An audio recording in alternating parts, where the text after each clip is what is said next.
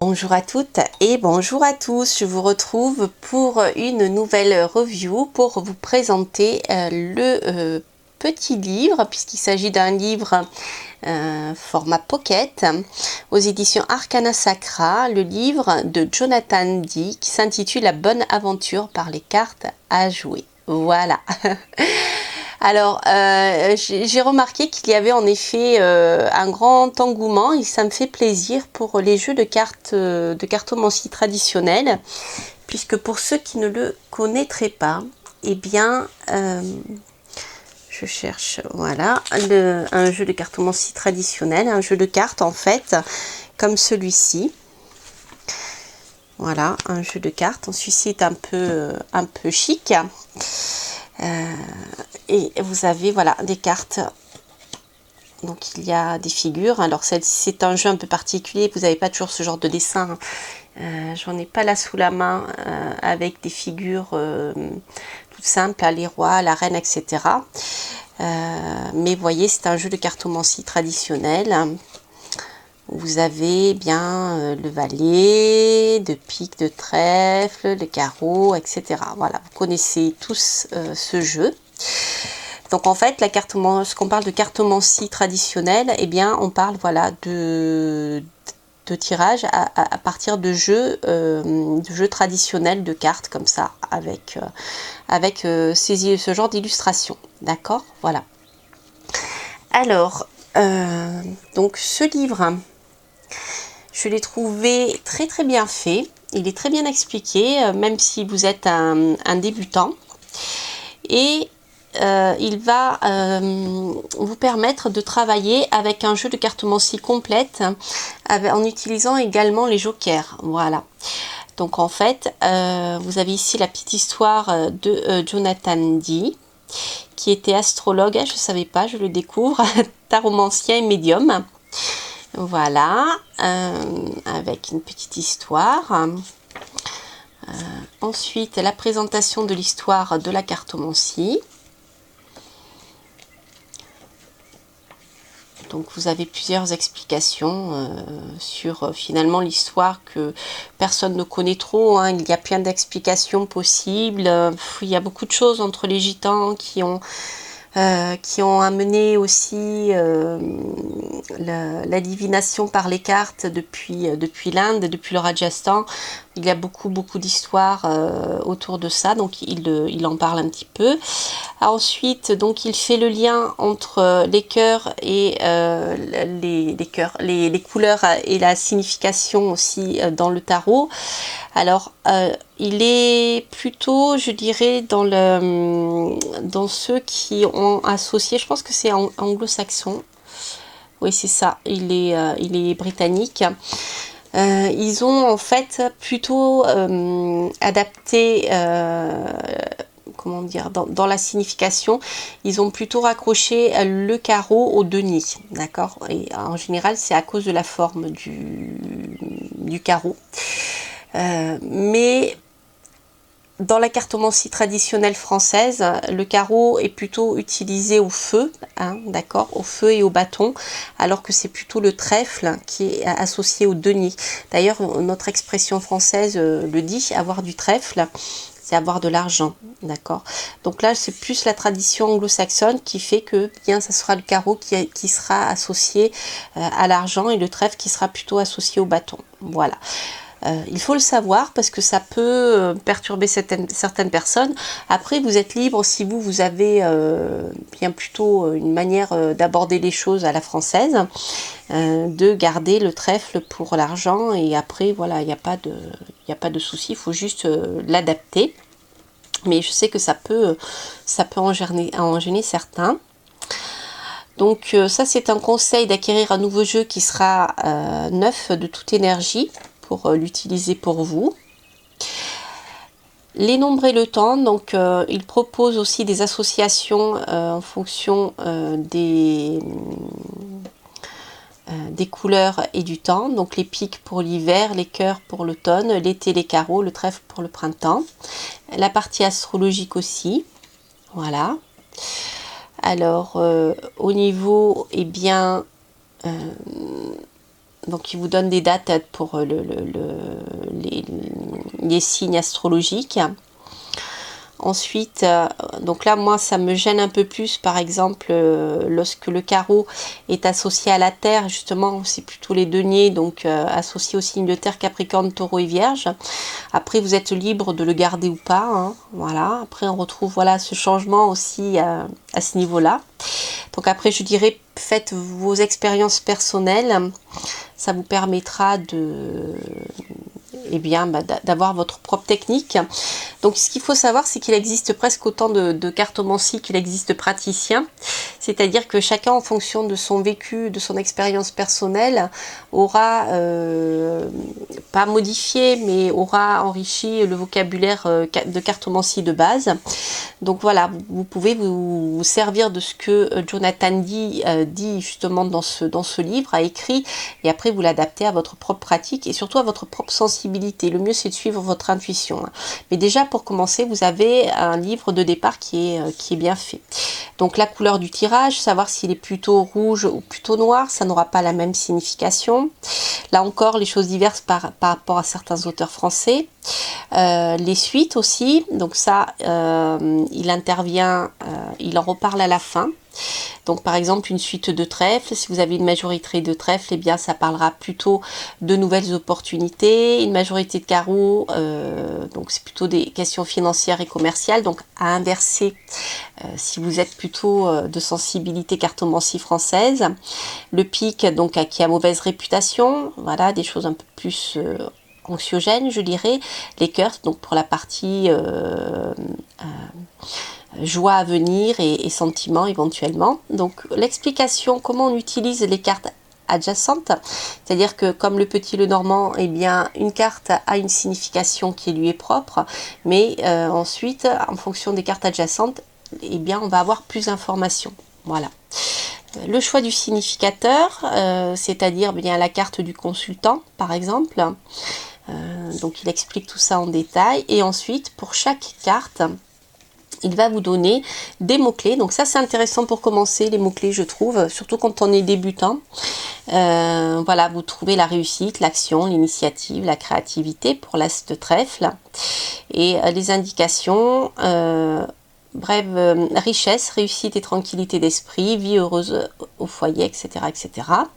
Ensuite, vous avez quelques paragraphes qui vont vous expliquer un peu plus de détails concernant cette carte et la signification de la carte inversée. Voilà, donc tous les cartomanciens ne travaillent pas avec les cartes inversées, mais vous savez que ici vous avez eh bien, la signification si vous souhaitez travailler avec. Voilà, donc ça c'est pour chaque carte. Donc ça c'est vraiment, vous voyez, c'est assez complet, hein. Et puis chaque fois vous avez vos mots-clés, donc c'est super, hein. Je trouve que ça aide vraiment lorsqu'on débute. Ensuite, vous avez les combinaisons des cartes. Par exemple, lorsque vous avez 4 cartes similaires, 3 cartes similaires, 2 cartes similaires. Donc là, vous avez des significations générales. Donc par exemple, 4 cartes, alors quelles qu'elles soient. Une façon de vivre toute nouvelle et bien meilleure vous attend. La carrière est particulièrement favorisée. Cette combinaison est un très bon indicateur de réussite dans tous les domaines. 3 cartes, on a une réussite et une aide, surtout une aide en fait. Enthousiasme, dynamisme, nouvelles opportunités. 2 cartes, une association, d'accord, on a la symbolique du 2, donc peut-être un mariage, des nouvelles, etc. Donc ça, voilà. Ah oui, c'est par les as, hein, c'est ce que je vous disais. Donc si vous avez 4 as, eh bien, vous avez la signification des 4 cartes, à 3 cartes, à 2 cartes.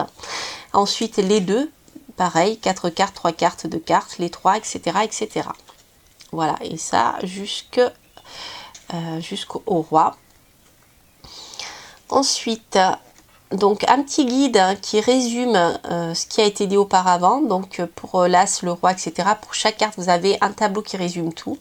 Donc ça c'est bien aussi si vous commencez. Ça vous permet déjà, en faisant un tirage, d'avoir quelques indications générales. Et après, ensuite, vous pouvez approfondir avec le texte si vous le souhaitez. Ensuite, vous avez des tirages à une carte, voilà. Le tirage à 3 cartes avec passé, présent, futur. Après, vous pouvez l'adapter, hein. Moi, en général, je fais ce qui favorise, au milieu, ce qui est contre, et le résultat. Le carré magique. Donc, il y a énormément de tirages avec le significateur que vous devez sortir, l'arrière-plan de la situation, ce qui a sous-jacent, l'influence que peut apporter le consultant dans la situation, le résultat probable. Le tirage de la date de naissance, donc là on va faire un peu de numérologie. Le tirage de Londres qu'il a nommé ici comme ça parce que il l'a découvert lorsqu'il habitait à Londres. Alors là par contre il explique mais il a pas mis de schéma. Le tirage de la récitation, voilà. Le tirage de la récitation demande du temps, mais il induit un état méditatif et une transe légère chez le lecteur comme chez le consultant. Ce processus peut aider à ajouter à la lecture un élément intuitif ou spirituel. Alors c'est sympa, oui, le tirage de la récitation, parce que je trouve que voilà, on va au-delà de la simple lecture de cartes, on rentre dans un état de transe que vit chaque cartomancien. Vous savez des fois que, eh bien, en fonction de votre état de fatigue, soit vous restez simplement à la lecture des cartes et parfois vous avez des choses beaucoup plus comment dire, beaucoup plus intuitives qui vous viennent dans l'analyse du tirage. Donc c'est un tirage qui favorise ce genre de choses. Voilà, je ne vais pas tout vous expliquer parce que ça serait trop long. Je vous laisserai découvrir le tirage du fer à cheval, avec les influences passées, les choix, ce que le consultant désire ou craint, les défis, les aides, les obstacles, l'ami ennemi, le résultat. Le cercle céleste, alors ici, si je ne me trompe pas, non, c'est pas, oui c'est ça. Valeur et possession, ici c'est la roue astrologique en fait qu'il a appelé le cercle céleste, où vous avez les maisons et la signification des maisons. Donc les cartes qui vont se trouver dans certaines maisons vont vous donner des informations. Par exemple, si vous regardez la position de la carte 2, c'est une carte qui va vous dire dans quel état vont être vos finances par exemple, hein. Voilà, donc ça c'est intéressant, valeur et possession. Si vous cherchez du travail aussi, vous avez la carte 10 qui correspond à la maison 10 pour la carrière. La croix mystique, alors, tirage à 13 cartes qui requiert un significateur. Ensuite, il explique bien, la rangée verticale, etc., la carte centrale. Le tirage bohémien à 21 cartes. Alors ça, c'est intéressant parce que ça me fait penser, voilà, un tirage que je fais avec le tarot, mais avec d'autres significations, où vous étalez les arcanes majeures du tarot. Donc là, il le fait avec le passé, le présent, le futur. Vous pouvez le faire par domaine. Vous pouvez très bien faire les sentiments, les finances, le travail. Tirage en éventail que je ne connais pas. Des tirages combinés. Un tirage élémental. Enfin voilà, vous avez énormément de tirages. Tirage en ligne, vous racontez une histoire. C'est un système qui est assez traditionnel, qui est intéressant. La croix celtique qui est un tirage qui est très connu, voilà, celle-ci vous la connaissez.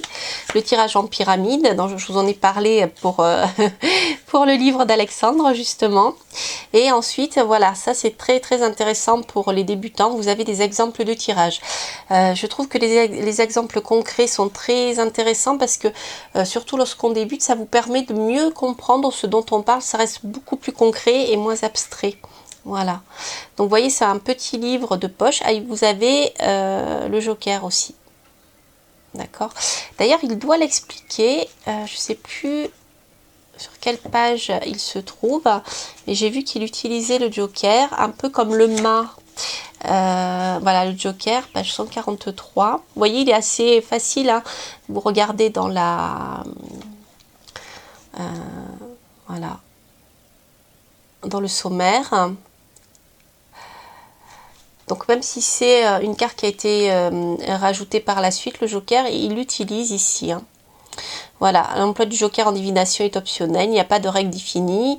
Beaucoup de cartomanciens ont trouvé le joker utile pour représenter un élément imprévisible, une influence chaotique et qui ne rentre pas dans les définitions des cas de suite standards. Donc ça peut être intéressant à utiliser. C'est vrai que c'est pas... Je l'utilise pas, mais je vais le rajouter à mon jeu des 32 d'ailleurs, le joker. Bon, ça peut être intéressant. Alors ensuite, voilà, vous avez des exemples de tirage. Ici, avec les mots-clés, vous voyez, c'est sympa. Il rappelle les mots-clés, la signification et il analyse. Donc ça, c'est bien pour, si vous ne connaissez pas, ça vous permet de mieux vous y retrouver.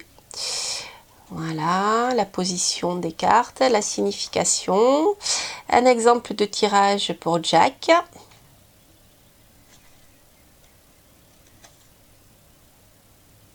Le présent, le futur, etc.